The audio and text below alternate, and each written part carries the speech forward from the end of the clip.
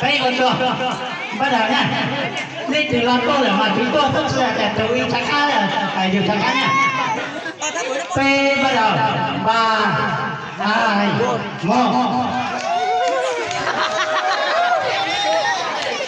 cái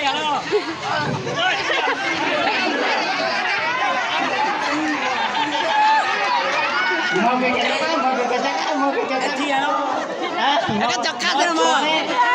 Suy ra chắc ăn luôn Khác thế mà. chạy ở chỗ này Cái đây, khác chùm mà mới đó.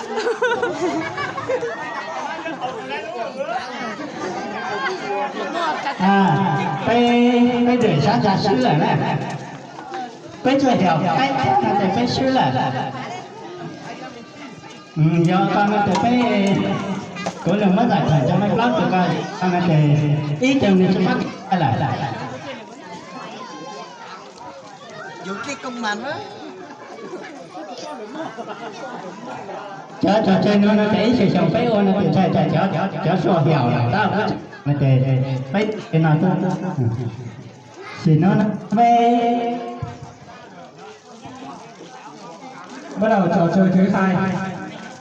Trước khi trò chơi tôi công bố luật chơi như sau. Ở trên bàn thơ là có hai không, với lại hai chậu nước, hai chiếc cốc thạch và các đầu nghiêng sẽ lần lượt truyền nước vào hai chai trong thời gian 5 phút.